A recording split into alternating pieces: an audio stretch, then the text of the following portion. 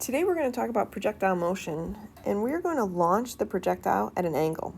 So we're going to throw the projectile up, so the ball or whatever we're throwing, we're going to throw that up at an angle. It's not going to be straight up anymore that we are used to from our first unit in kinematics last semester. And it's not going to be a horizontal launch. It's not going to be rolling off of a table or something else like we saw in the first part of this unit. So go ahead, pause the video right here, read this first paragraph, and then pay close attention to these two equations because we're going to be using them a lot. All right, what these two equations are saying is that we can calculate the velocity, the component of velocity in the x direction, using the total velocity, which is this, times the cosine of the angle. And you want to make sure that your calculator is in degree mode when you are using these calculations, because we'll give you the angle always in degrees. So if you're using a TI-84, it's pretty simple. You're just going to press mode, you're going to go down a little bit, you're going to make sure that degree is highlighted and not radian. So we're going to check our calculators here in a little bit, okay? So an important thing to remember when we're looking at velocity, and we'll see this when we do our calculations, is that velocity that we're given is not equal to Vx plus Vy. That's not how we're going to get our velocity. We're going to have to use the cosine and the sine of the angle to do that. Now when we say component, okay, that's a vector term, and we haven't talked a lot about components. But when we say component, we just mean the part of the velocity that's in the x direction and the part of the velocity that's in the y direction. So let's go ahead and let's try and use those equations and for a couple of example problems. So in the first example, we've got a ball thrown with an initial velocity of 35 meters per second. So this is the total velocity. This is that v right here. Okay, so what we would plug in is v. At 27 degrees. So there's our angle right there. And we're always going to give that with the horizontal, so that's pretty standard, okay?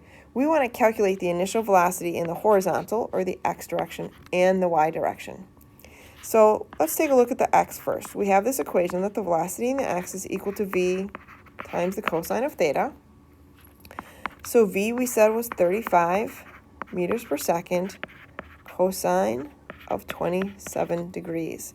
So go ahead and put that in your calculator right now and then come back and check and see what the answer is, because you will really want to make sure your calculator is operating in the correct mode. All right, hopefully you got 31.2 meters per second. We can do the same thing for the velocity in the y direction, and we get that it's v, this times the sine of theta. So we get 35 meters per second times the sine of 27 degrees. So go ahead and put that in your calculator. You should have gotten that it's 15.9 meters per second. Now notice something here. If I were to take 31.2 meters per second and add that to 15.9 meters per second, I do not get 35, right? I get something much bigger than 35. So these do not add to one another, okay? So we're just going to have to use our components and our cosine and our sine to always find those correct size of those magnitudes, okay? Now what I'd like you to do, go ahead and pause your video and try these first two problems. When you're done, unpause the video, come on back, and you can check your work. All right, for this first one, you should have gotten that the velocity in the x direction is 17.0 meters per second. Don't worry too much about rounding. And now the velocity in the y direction is going to be 18.3 meters per second. For number two, you should have gotten that the velocity in the x direction is 8.8 meters per second, and that the velocity in the y direction is 62.4 meters per second. Okay, so that's just kind of a primer. Now we've got to look at how we're going to use these in some problems. So the first thing we want to do is very similar to what we looked at when we saw our horizontal launch. So we're going to draw the path for an object thrown at an angle. So let's go ahead, let's look at our ground here. That wasn't a very straight line, so I apologize. And let's say we're throwing something up from the ground at an angle. It's going to go up, and it's going to come down. And we're basically getting, this time, a full parabola. So that's what we're going to see when we throw something straight up into the air. Just like when we looked at our horizontal launch, we know that the only force acting on our projectile when we throw it up into the air is the force of gravity. We used Fg when we were in our dynamics unit. And we know the force of gravity always acts down. So because the force of gravity is the only force acting, and we know it's acting down, we know the net force is down. If the net force is down, the acceleration is down. And we know the acceleration is going to be our old friend, 9.8 meters per second squared, and that's going to be down. So for number 3 here, if we want to draw the acceleration vector, remember a vector is going to have a size and it's going to have a direction, we're going to have to draw the same size arrow at each point. Hopefully those are the same size. It's a little easier in Notability when you can use a copy and paste, okay? So these are all the acceleration, and the acceleration does not change. And it's only acting in the y direction. Okay?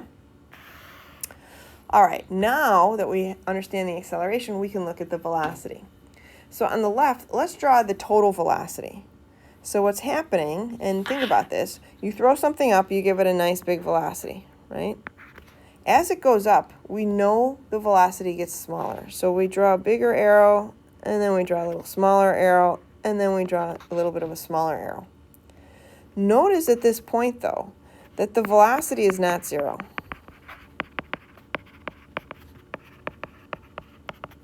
But it is all in the horizontal direction.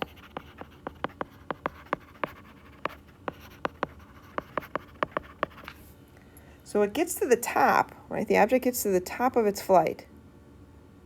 The velocity is not 0, but it is all in the horizontal direction. Then on the way down, it starts getting faster again. So this arrow is a little bit bigger, and this arrow is even bigger. Now if we break that up into components, and we draw, and let's start with our horizontal component. We know that the acceleration in the x direction is 0, right? So the acceleration in the x direction is equal to 0. So the velocity in the x direction must be constant.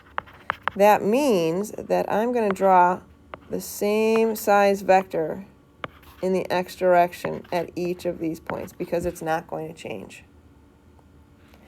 On the other hand, in the y direction, we do know that the velocity is going to change. We know that it starts going up, and it starts out pretty large. But then it gets smaller, and then here, the velocity in the y direction is equal to 0, so there's nothing to draw. Then over here, it starts getting bigger, and here is as big as it's going to get.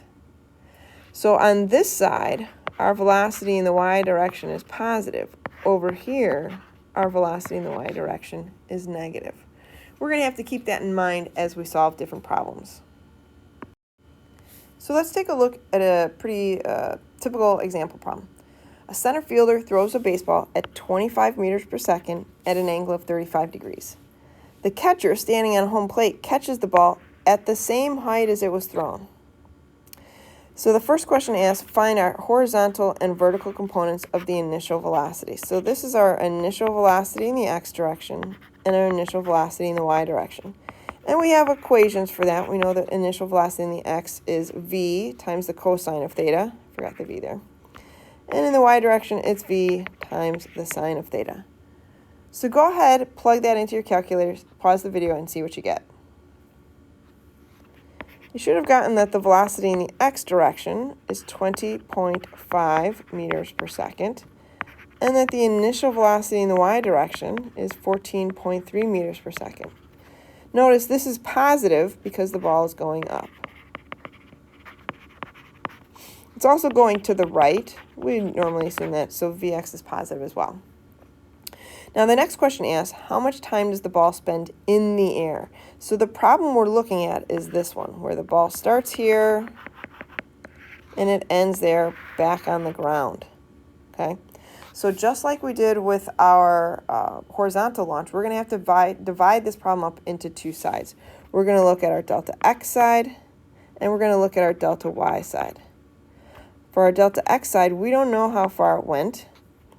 We do know its velocity. We figured that out to be 20.5 meters per second, and we don't know how much time is in the air. That's what we're trying to find. On the y side, we know delta y. Now recall, delta y is just the change in height from here to here. Well, look at that. The height didn't change at all. So delta y is just equal to 0. Our initial velocity in the y direction we calculated to be 14.3 meters per second. We don't know our final velocity in the y yet. We're going to find a kind of a helper that's going to help us with that. We know our acceleration in the y direction is negative 9.8 meters per second squared because it's the acceleration due to gravity, and we don't know the time. Now remember that the time here is exactly the same as the time here. So if we find this time, we can find this time. All right, so we've got to go ahead and use an equation. We've got to solve for time. You could use the position equation. So let's go ahead and take a look at that. And I'm going to go ahead and I'm going to write that down over here.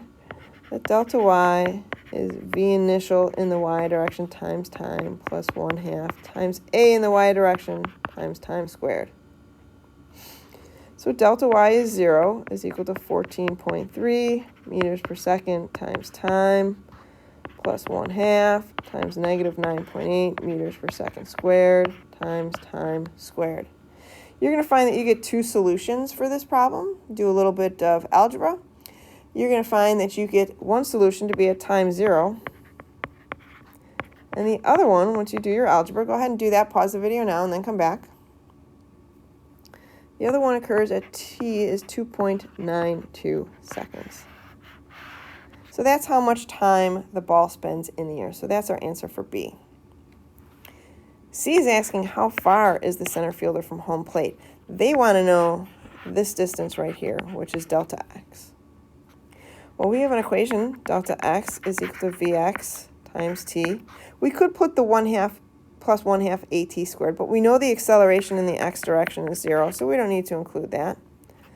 So I get that delta x is, well, my vx, as it states above, is 20.5 meters per second, and we know the time is 2.92 seconds. Go ahead and plug that in your calculator, see what you get. You should have gotten about 59.8 meters. That's how far away the catcher is.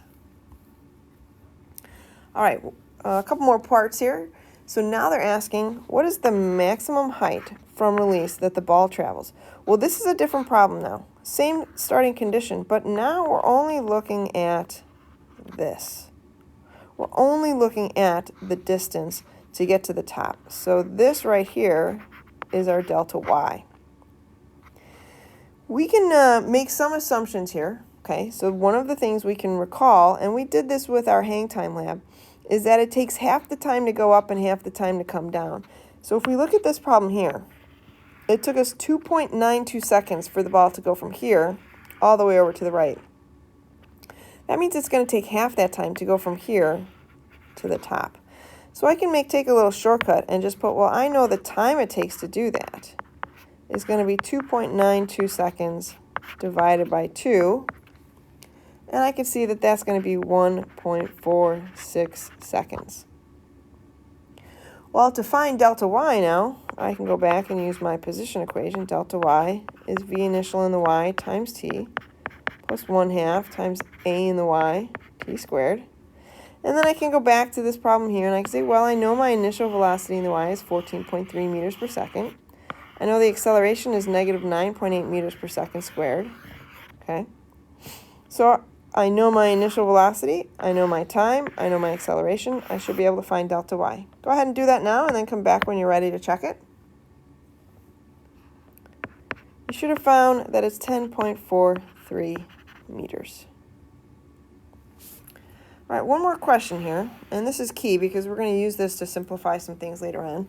Yes, what is the velocity of the ball in the horizontal and vertical directions at the instant the ball is caught? Now, the x direction is very easy.